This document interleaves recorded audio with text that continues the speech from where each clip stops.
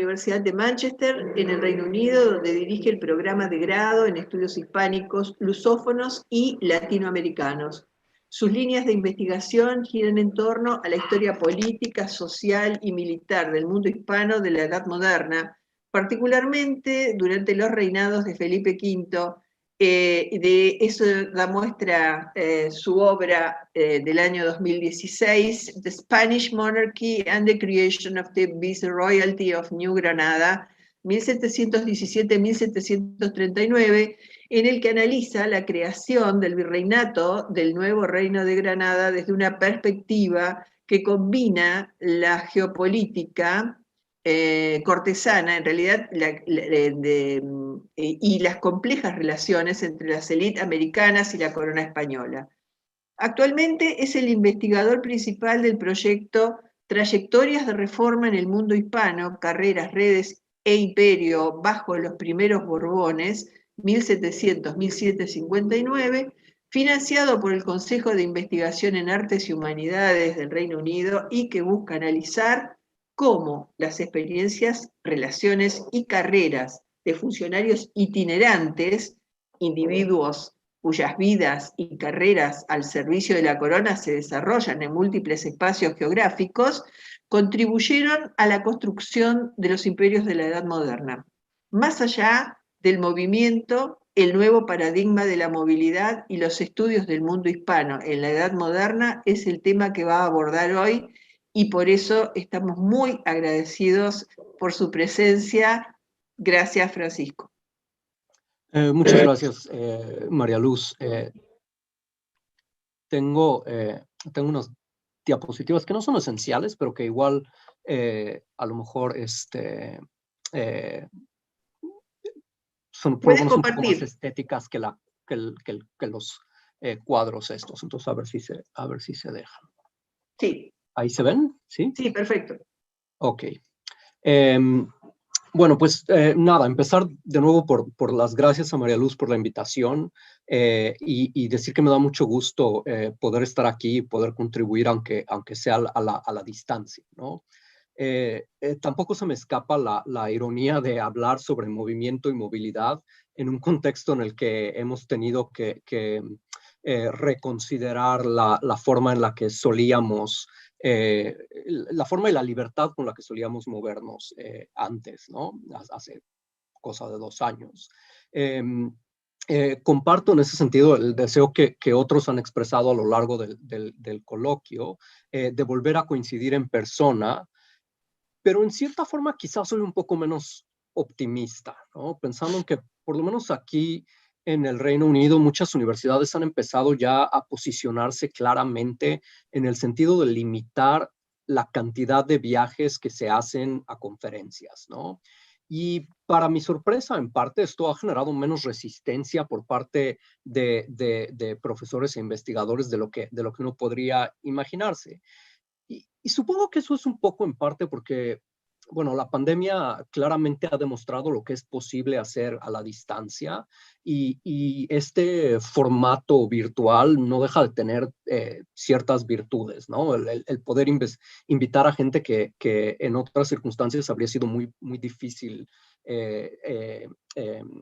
traer a eventos presenciales y demás, ¿no? Pero también creo que la creciente preocupación por el impacto ambiental, lo que implica volar para ir 2 o 3 días a un congreso, también empieza a afectar la forma en la que no solo las instituciones, sino también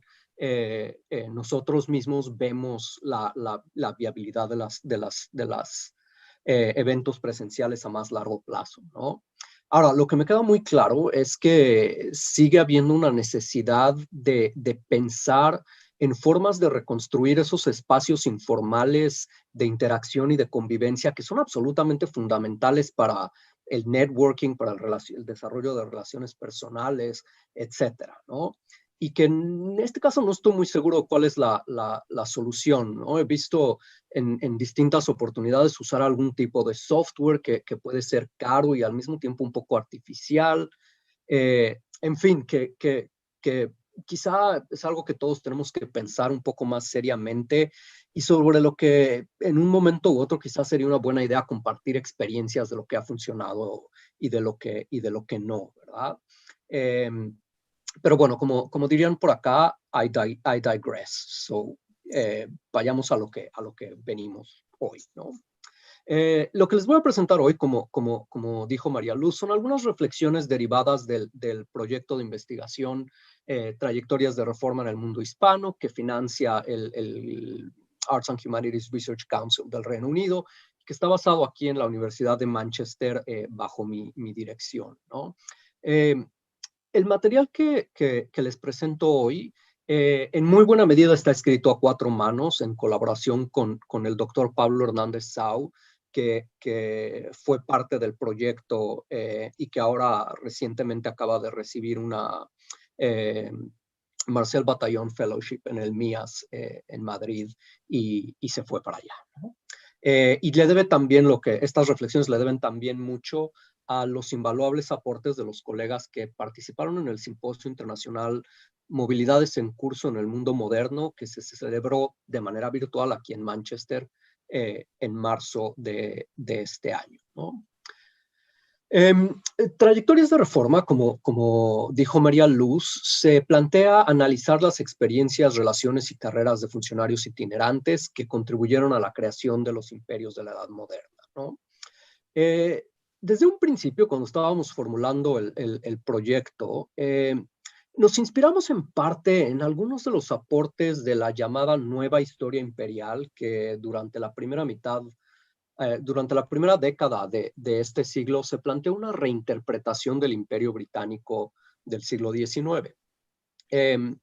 la interpretación de autores como Catherine Hall o Rinalini Sinja, Antoinette Burton o Zoe Ludlow, el Imperio Británico no se había desarrollado a partir de un único proyecto colonial, ¿no? Ni llegó a producir un solo discurso colonialista. Al contrario, estos autores consideran que el imperio surgió de una forma más o menos orgánica a partir de múltiples agendas e intereses cuyas formas de interpretar, de representar y de interactuar con las distintas partes del imperio y sus habitantes eran no solo distintas entre ellas, sino que en ocasiones habían surgido de una abierta contraposición entre las unas y las otras, ¿no? En este contexto nos dice esa historiografía que la interacción entre las colonias y la metrópoli fue formativa y transformadora para ambos espacios y que solo se puede entender en el marco de redes y circuitos más amplios, construidos y reformulados por una variedad de intereses colonialistas que interactuaban con distintos grupos e intereses en las colonias, ¿no? Lo que subyace a esto en muy buena medida es esa percepción de que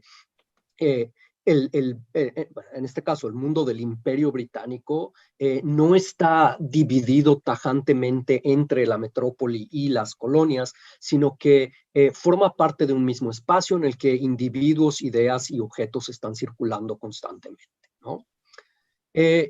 Dentro de este marco referencial, al irnos planteando trayectorias de reforma, nos llamó la atención particularmente, mira, que ya se me había olvidado las diapositivas. Bueno, ahí está trayectorias de reforma. Pero decía que al irnos planteando el proyecto, nos había llamado la atención la propuesta planteada por David Lambert y Alan Lester en un volumen colectivo publicado en 2006, titulado Colonial Lives Across the British Empire, Imperial Careering in the Long 19th Century. Lo que pretendían los coordinadores de este volumen era aproximarse a la forma en la que las experiencias individuales de sujetos que no podían describirse ni como colonos ni como viajeros, sino que estaban en un espacio intermedio, habían sido simultáneamente construidas por y constructoras del imperio, ¿no? Lambert y Lester insistían en que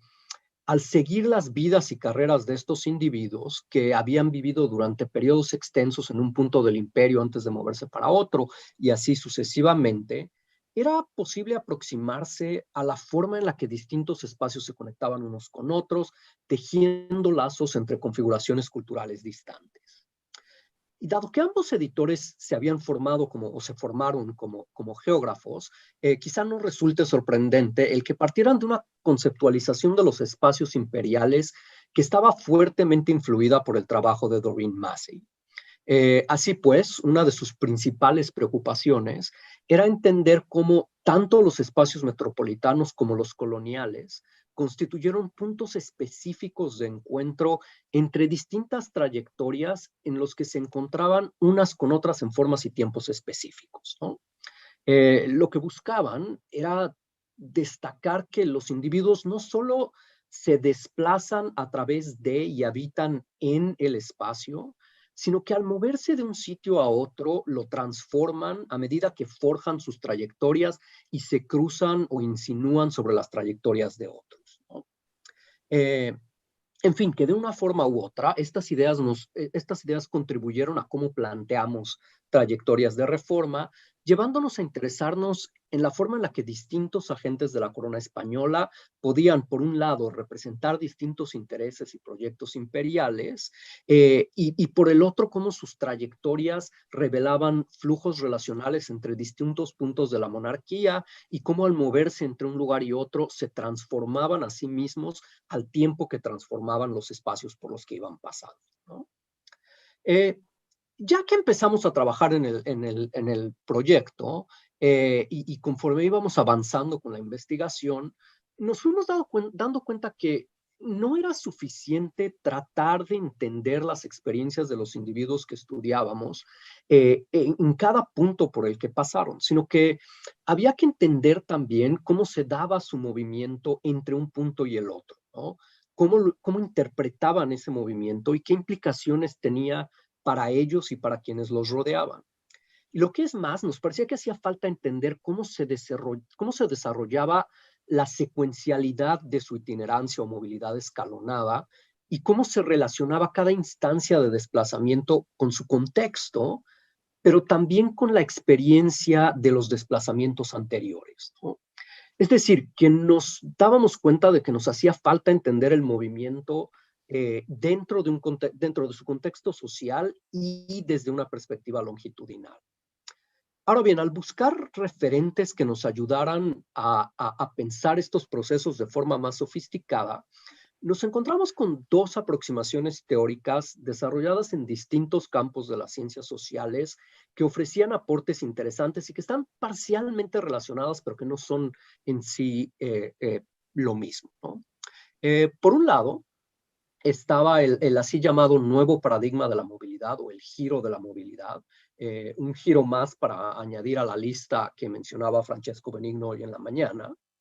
Y por el otro lado, una corriente entre los estudios de las migraciones contemporáneas que destacaba la importancia de considerar las experiencias individuales desde una perspectiva narrativa y longitudinal, ¿no? El nuevo paradigma de la movilidad, siguiendo los planteamientos del sociólogo John Ury, busca analizar y teorizar a la sociedad contemporánea desde una perspectiva que trascienda al espacio físico definido y delimitado como una unidad de análisis, ¿no? Así pues, esta corriente insiste en que nuestras sociedades, predominantemente sociedades contemporáneas, es una perspectiva que tiene un sesgo muy claramente hacia la modernidad de la movilidad, por ponerlo de alguna forma. En fin, insiste que nuestras sociedades consisten en una serie de movilidades complejas que van desde el desplazamiento de objetos al movimiento corporal y a las movilidades imaginadas y hasta virtuales, ¿no?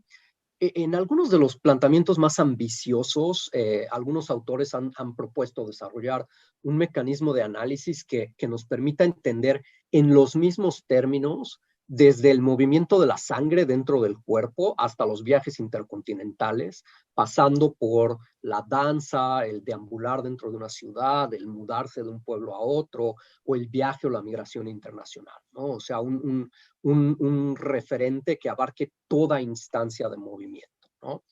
Frente a lo que uno bien puede tener sus dudas. Ahora, en estudios más recientes y a nuestros ojos quizá mejor aterrizados, aunque al mismo tiempo no libres de problemas, autores como Peter Adey o Tim Creswell, o Tanu Prinja o Mimi Scheller han puesto el énfasis en el análisis de la infraestructura o de los anclajes que facilitan o obstaculizan el movimiento, en la naturaleza diferenciada de las experiencias de movilidad y en las relaciones políticas y de poder que median el movimiento. Un punto clave para tener en cuenta aquí es que al hablar de movilidad en el contexto del nuevo paradigma de movilidad, estamos hablando de algo muy específico y a menudo distinto de lo que solemos entender en español cuando usamos la frase movilidad, ¿no? Me parece que en particular en la historiografía modernista, a menudo el término movilidad lleva invariablemente implícito el adjetivo social, ¿no? Es decir, que asumimos que al hablar de movilidad estamos hablando del desplazamiento de un individuo o un grupo entre una clase o estrato y otro de las estructuras jerárquicas que caracterizan a la sociedad, a las sociedades complejas. Esto no es a lo que se refieren los autores que se inscriben en el nuevo paradigma de la movilidad. Y en ese sentido, la definición propuesta por el geógrafo cultural Tim Creswell creo que es particularmente ilustrativa, ¿no? Para Creswell, la movilidad es el movimiento socialmente constituido. En otras palabras, es el estudio del contexto social en el que se desarrolla el movimiento o desplazamiento físico entre un lugar y otro. Para Creswell, la movilidad está constituida por tres elementos interrelacionados: el hecho físico del movimiento o desplazamiento, la forma de representar o concebir dicho movimiento, es decir, el cómo se interpreta tanto por quien se mueve como por la sociedad que lo rodea,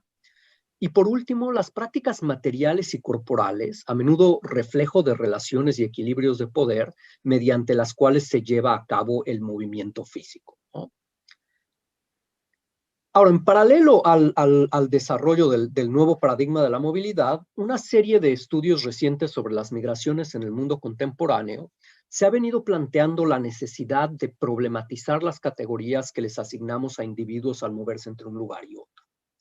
A principios del siglo, autores como Alan Williams, Michael Hall, Scott Cohen, Tara Duncan o Maria Tholmark comenzaron a interesarse por estudiar las intersecciones entre categorías como viajero, migrante, turista o residente. Más recientemente, el énfasis se ha puesto en cuestionar la validez y la relevancia de las dicotomías creadas por las categorías oficiales que los distintos estados usan al tratar de diferenciar entre un tipo de migrante y otro, ¿no? En este sentido, autores como Shanti Robertson o Rosie Roberts han señalado cómo a lo largo de sus vidas las experiencias de individuos y familias migrantes a menudo trascienden las categorías oficiales, ¿no? Como migrante temporal o permanente o inmigrante altamente calificado o no calificado, ¿no? Es decir, que una misma persona o un mismo núcleo familiar puede ocupar distintas categorías a lo largo de una serie de procesos migratorios, ¿no? Por lo tanto, insisten estos autores en la importancia de pensar la movilidad transnacional como un fenómeno que no es lineal, que es reversible y que es multidireccional, ¿no? En ese sentido, autores como David Ley y Audrey Kobayashi o Elaine Ho han abogado por el uso de lo que llaman una aproximación de ciclo vital, que en su forma de ver las cosas es la mejor forma de entender la movilidad transnacional y capturar procesos que incluyen múltiples trayectorias geográficas, cambios de estatus migratorio y movimientos en curso a lo largo del tiempo y del espacio, ¿no? En este contexto, Rosie Roberts ha propuesto el uso de una perspectiva de análisis longitudinal, biográfica y narrativa para estudiar las rutas y las prácticas de movimiento empleados a lo largo de una vida, ¿no? Nos dice que este es el mejor mecanismo para enfatizar la idea de que la movilidad debe ser entendida como una compleja matriz de interacciones y conexiones a través del tiempo y del espacio que se está desarrollando y transformando constantemente durante la vida de todo individuo. Desde esta perspectiva, la movilidad transnacional ha de pensarse como un proceso que está siempre en curso, es decir, un proceso que no está terminado, por lo menos no antes de la muerte del individuo, en vez de como un proceso o una serie de migraciones lineales y permanentes entre un punto A y un punto B, ¿no? Este enfoque, pensamos nosotros, nos invita a pensar las experiencias de individuos como los sujetos que habían analizado Lambert y Lester, o como los oficiales que consideramos en el proyecto de trayectorias de reforma, de una forma un tanto distinta, ¿no? En vez de pensar cada instancia de desplazamiento como un proceso de partida, llegada y asentamiento, habría que planteárnoslos como una serie de prácticas y trayectorias de movilidad inconclusa o en curso, en la que los individuos no solo se mueven repetidamente a través del espacio, sino que al hacerlo también desarrollan expectativas de movimiento o inmovilidad futuras, adquieren distintos conocimientos y destrezas, negocian distintos espacios sociales, crean y destruyen redes y vínculos personales y conforman el reto de posicionarse en distintos contextos, ¿no? Otro elemento central a lo que nos lleva a esto es a insistir en la importancia de pensar que las vidas de individuos que pasan de la península ibérica al mundo americano y de regreso no son instancias separadas, sino que es una sola experiencia que une los distintos espacios, ¿no? Entonces, a partir de todo esto, llegamos a la conclusión de que enfocarnos en la movilidad, según la definición de Creswell, al mismo tiempo que se adopta una perspectiva de análisis longitudinal, nos permite problematizar más a fondo las experiencias de sujetos itinerantes cuyas trayectorias vitales siguen un patrón de sucesivas migraciones intercaladas con periodos más o menos largos de residencia en una variedad de puntos del mundo hispano. Esta perspectiva nos permite también destacar los complejos procesos de transformación y evolución de las motivaciones, tanto individuales como familiares, que llevan al desplazamiento, y uno podría decir también sociales, las expectativas que lo acompañan, los objetivos que se persiguen, las destrezas que se adquieren y las estrategias que se siguen para negociar la inserción y posicionamiento sociales en una diversidad de contextos geográficos y cronológicos. Ahora, desde luego, no estamos sugiriendo que el estudio del movimiento en el mundo moderno sea un tema nuevo. Lo que sí nos da la impresión es que si adoptamos la definición de movilidad propuesta por Creswell, mientras que el estudio del movimiento físico es un campo consolidado, el estudio de las formas de representar y entender el movimiento y de las prácticas materiales mediante las cuales se lleva a cabo se encuentra aún en una etapa un tanto incipiente, ¿no? Practicantes de la historia transnacional, atlántica y global, como Francesca Trivellato, Emma Rothschild o Jean-Paul Gabriel, han trabajado sobre diásporas, sobre trotamundos, sobre familias y redes que se extendían a lo largo y ancho del mundo moderno, ¿no? En el contexto hispano, el movimiento de objetos, personas e ideas han constituido un sólido campo de estudio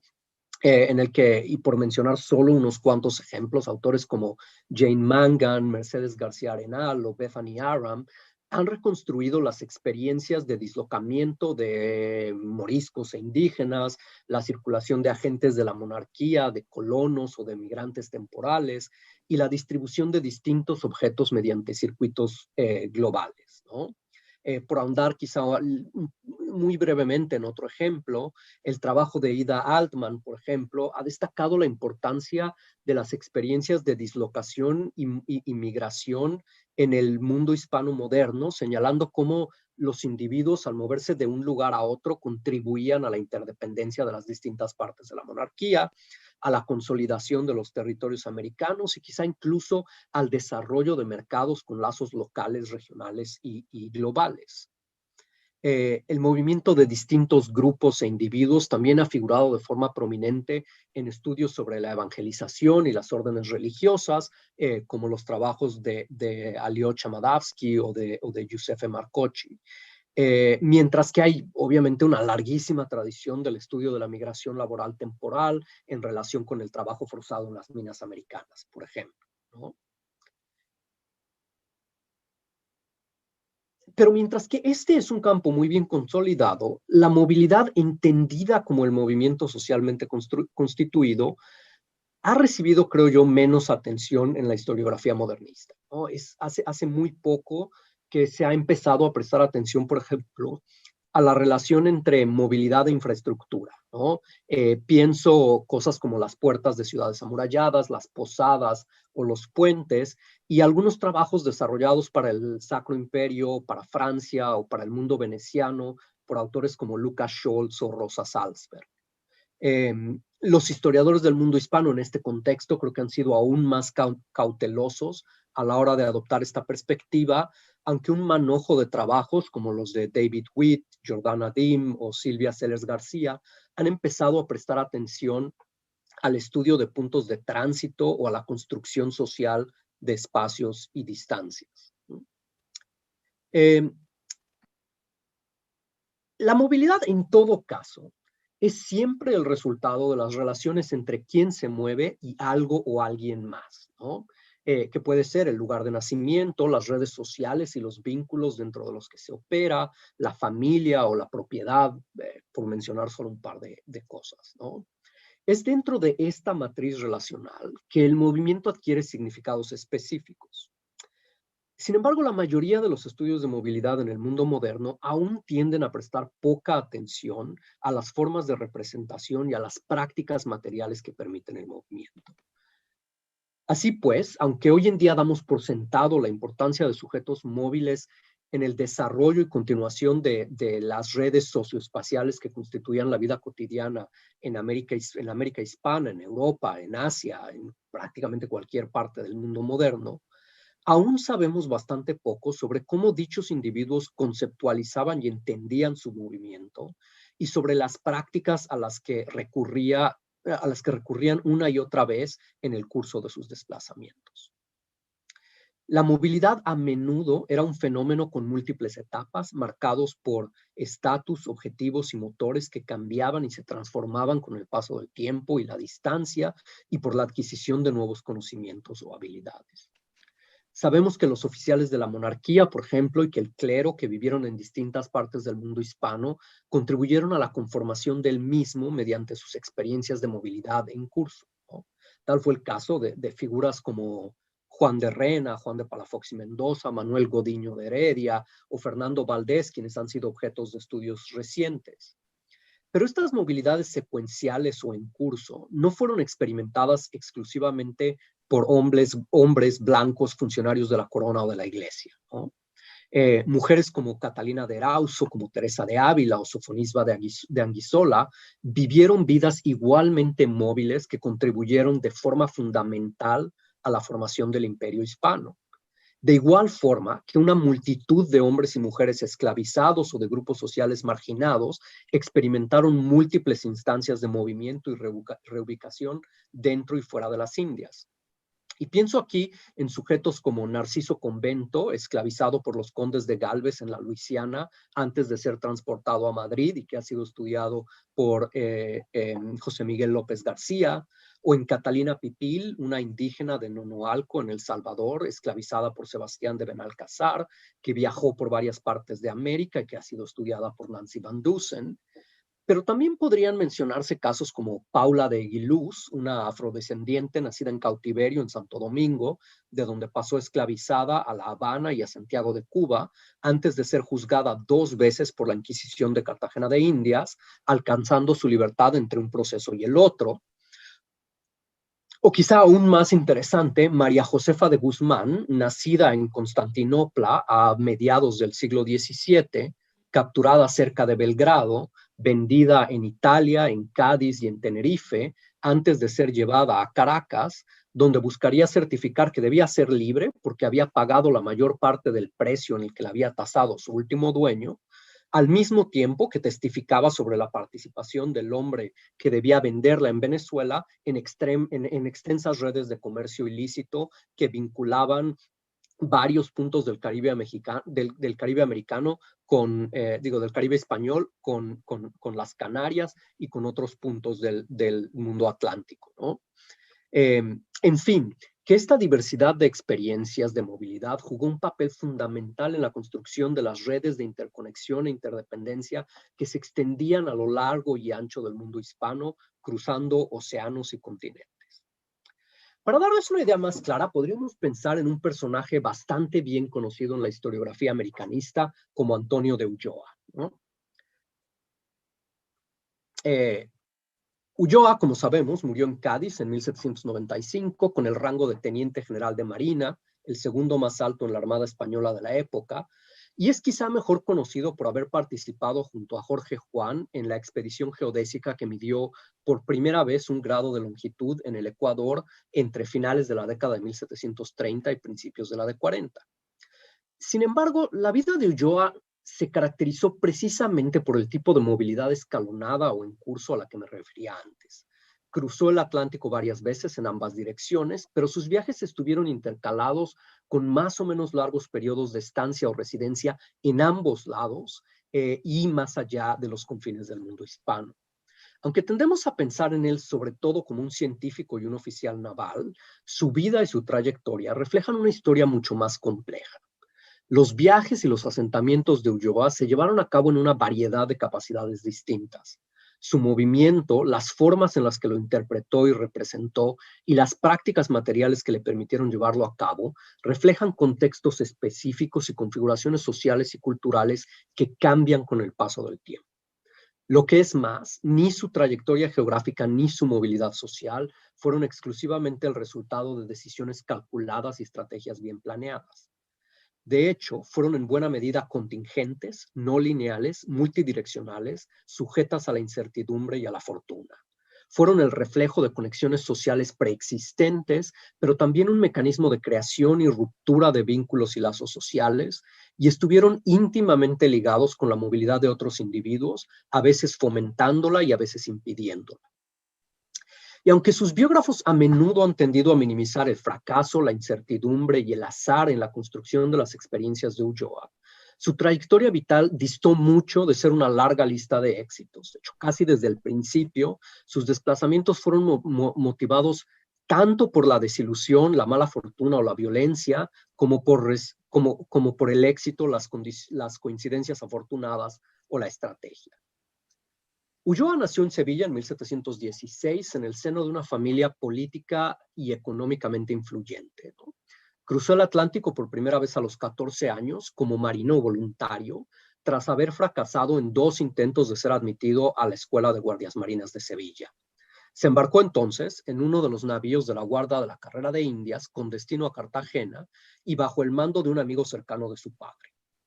Al volver a España, 3 años más tarde, finalmente logró entrar a la Escuela de Guardias Marinas a la edad de 17 años, que ya era mayor para entrar como guardia marina, y probablemente debido a una combinación entre la influencia de su padre, que claramente no había sido suficiente para que lo admitieran en las ocasiones anteriores, y los conocimientos que había adquirido en la práctica de la navegación en ese primer viaje a Cartagena de Indias. Escasos meses después, zarpó con la flota española que participó en la Guerra de la Sucesión Polaca en las costas de Italia, y a finales de 1734, de nuevo, quizá en parte a la intervención de su padre, pero también de las conexiones que hizo durante el servicio en el Mediterráneo, fue seleccionado para acompañar a la expedición geodésica franco-española que estaba por partir a Sudamérica. Aunque tanto la carrera naval como la reputación científica de Ulloa se basarían en su participación en esta expedición, no hay que olvidar que en ese momento no tenía ninguna credencial ni mérito científico alguno, más allá de la educación en matemáticas que había recibido durante los pocos meses que pasó como guardia marina. De hecho, como ha demostrado Luis Ramos Gómez, Juan y Ulloa no fueron designados como compañeros o pares de los científicos franceses que encabezaban la expedición. Al contrario, su función era la de servir como una suerte de escolta diplomática y como algo más cercano a un espía industrial que a un colaborador científico. Su tarea era asegurar la cooperación de las autoridades españolas en América y asegurarse que la corona tuviera acceso directo e inmediato a todos los hallazgos de la expedición. Y para garantizar el logro de los objetivos políticos de la misión, Ulloa recibió con apenas 18 años 4 promociones consecutivas en el escalafón de la Armada, pasando directamente de guardia marina a teniente de navío sin haber adquirido ninguna experiencia en el medio, ¿no? Como se sabe, Ulloa pasó los 10 siguientes años de su vida en América, alternando en sus roles como intermediario político, ayudante o colaborador de poca monta en las labores científicas y oficial naval de alto rango, pero poca experiencia, y tuvo niveles muy variados de lo que podríamos llamar éxito, ¿no? En Quito, lejos de facilitar las labores de la expedición, su enfrentamiento con el nuevo gobernador de la provincia resultó en una investigación judicial en la que se le acusaba a él y a Juan de pretender pasar por sobre la autoridad y jurisdicción de los funcionarios locales. También se peleó con los científicos franceses sobre el nivel del reconocimiento que debía recibir por sus contribuciones, y durante la década que pasó en Sudamérica abandonó Quito por lo menos 2 veces al ser llamado a Lima por el virrey del Perú para participar como uno de los oficiales navales de más alta graduación en la región en la defensa del litoral del Pacífico contra el escuadrón británico del almirante George Johnson, en el que sabemos no tuvo mucho éxito, ¿no? Las peripecias de este segundo viaje a las Indias siguieron a Ulloa en su viaje de regreso a Europa, pues tras partir del Callao por la ruta del Cabo de Hornos, la fragata francesa en la que viajaba fue capturada por los ingleses en el Caribe. Entonces Ulloa pasó una temporada en la Norteamérica británica antes de ser llevado a Portsmouth como prisionero de guerra, y eventualmente se le permitió trasladarse a Londres por la intercesión del presidente de la Real Academia Británica, a la que se le habían entregado algunos de sus papeles para ser estudiados. Y dicho cuerpo terminaría por reconocerlo como académico correspondiente, consolidando su reputación científica antes de que partiera rumbo a Lisboa para finalmente regresar a Madrid en 1746, ¿no? Y aquí hay todo un argumento que hacer respecto a si los méritos científicos que se le atribuyen a Ulloa en la Real Academia Británica en ese momento son los suyos o son los de los científicos franceses, ¿no? Ya en España, bajo la estricta supervisión del Consejo de Indias, Juan y Ulloa escribieron 3 tratados basados en sus observaciones americanas. Primero, un texto que combina la historia natural con el diario de viaje y describe su trayectoria. Luego, una serie de observaciones geográficas y astronómicas. Y por último, una descripción de la frontera entre los territorios americanos de España y Portugal. También, y a petición del Marqués de la Ensenada, que trataba de aprovechar la coyuntura del cambio de monarca para avanzar sus proyectos americanos, escribirían el bien conocido reporte crítico sobre el gobierno y defensa de Hispanoamérica, las noticias secretas de América, que se publicarían años después en inglés, dando origen a una nueva oleada de literatura que podríamos denominar asociada a la leyenda negra, ¿no? En 1749, Ulloa fue enviado a Valencia para estudiar la industria de la seda y llevar a cabo una inspección del arsenal de Cartagena, de donde pasó a Barcelona para inspeccionar el puerto, antes de partir a una misión científica y económica en Europa, que a menudo ha sido descrita como una misión y a mi juicio correctamente, como una misión de espionaje industrial. En su viaje por Francia, Suiza, los Países Bajos, Dinamarca, Suecia y Prusia, Ulloa llevaría por compañía a 3 jóvenes españoles que debían recibir entrenamiento en matemáticas e ingeniería, entre los que se encontraba su hermano menor. De vuelta en España, 2 años después, Ulloa participaría en el diseño o establecimiento de algunos de los proyectos científicos y comerciales más ambiciosos de la época, incluyendo la fundación del Jardín Botánico de Madrid, el Estudio y Gabinete de Historia Natural, el Canal de Castilla, cuyo ingeniero en jefe sería otro hermano de Ulloa, y las reales fábricas de Ezcaray, Pamplona y Segovia, antes de ser destinado a las minas de azogue de Almadén con el encargo de revitalizar su producción. Luego de pasar 3 años en Cádiz, dedicado principalmente a la instrucción en la Escuela de Guardias Marinas, en 1757 sería designado superintendente de las minas de Huancavelica en el Perú, dando inicio a su tercer periplo americano.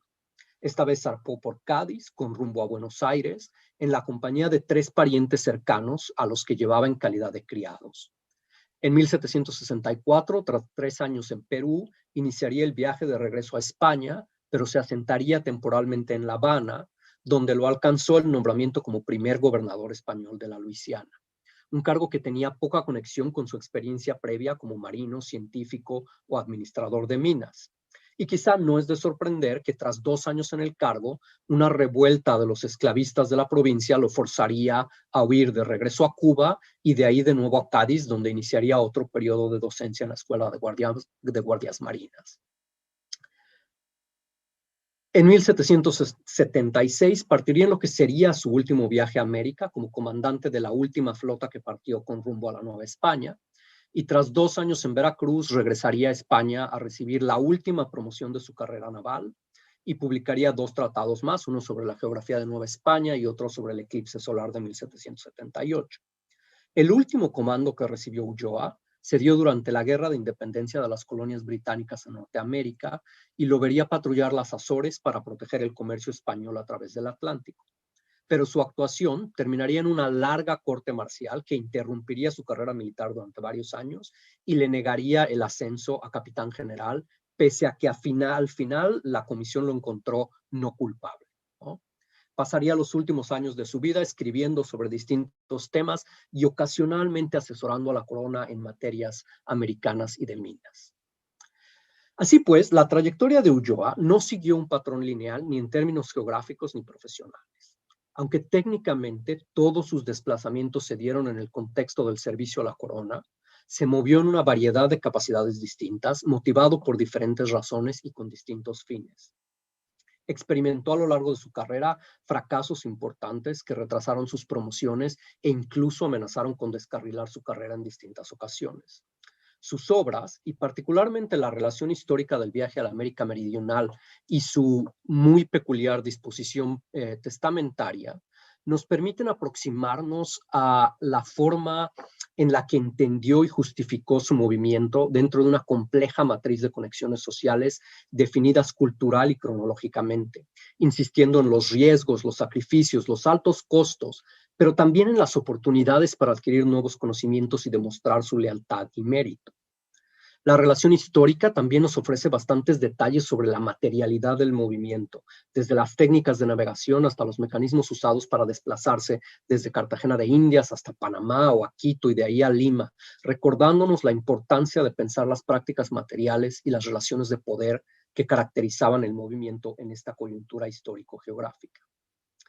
La vida y la trayectoria de Ulloa no fueron excepcionales. Al contrario, se insertan dentro de lo que, siguiendo a Creswell, podría llamarse una constelación de movilidad, un conjunto particular de patrones de movimiento, formas de representarlo y prácticas que juntas adquieren sentido. Su movilidad estuvo también fuertemente ligada con el movimiento y la inmovilidad de otros. Desde luego Jorge Juan, su colaborador de muchos años, cuyos gastos funerarios cubrió Ulloa de su propio bolsillo, pero también miembros de su familia, como el hermano que lo acompañó en Europa del Norte o los criados con los que viajó a Perú, y una larga lista de patrones, clientes, subordinados, sirvientes, esclavos y muchos otros.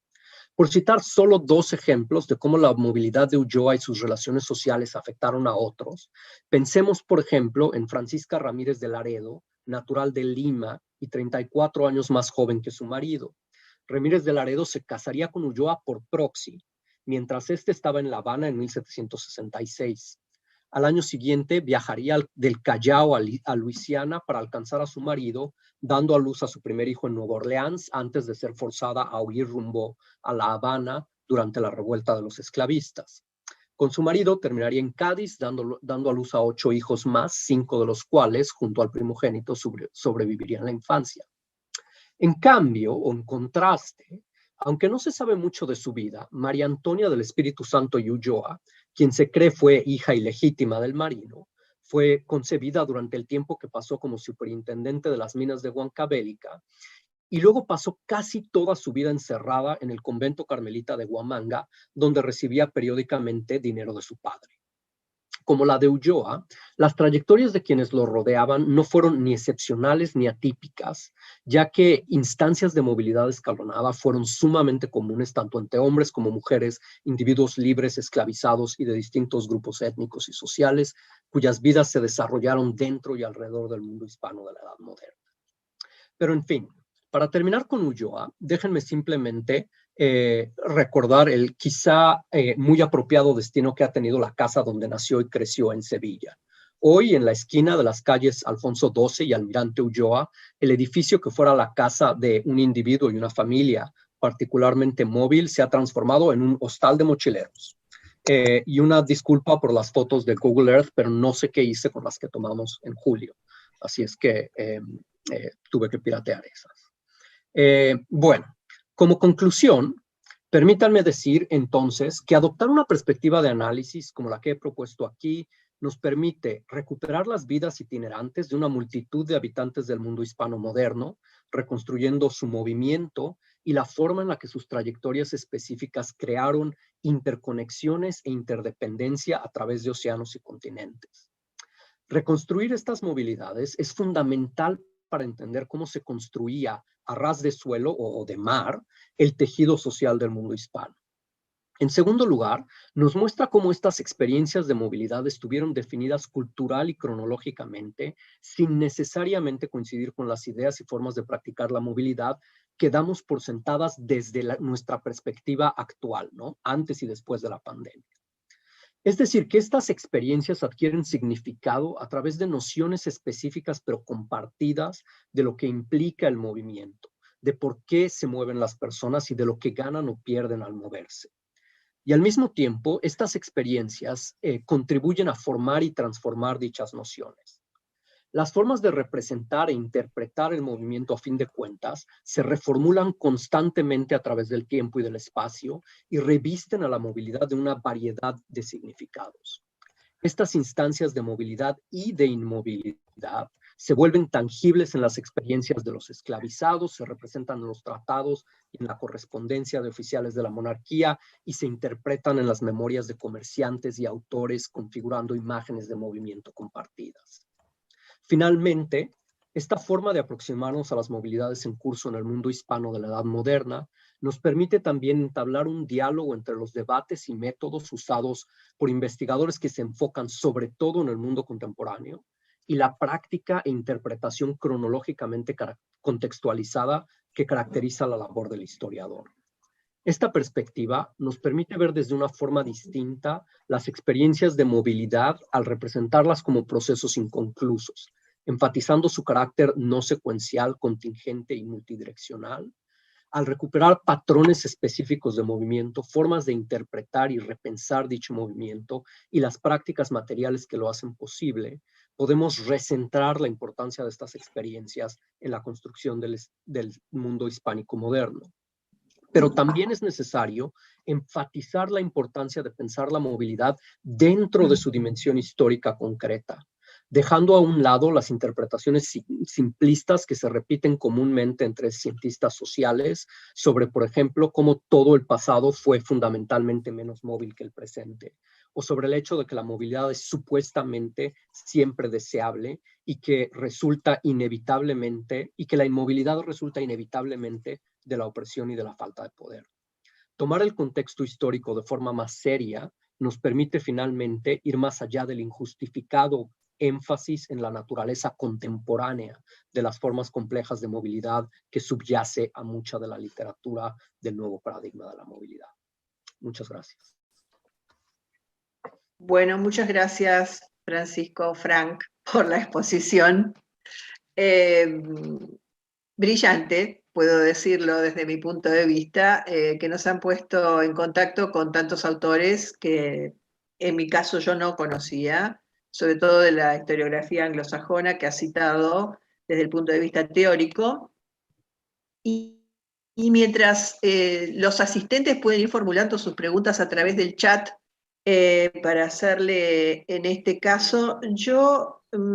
quisiera preguntarte algo que de lo que has dicho me llamó la atención, porque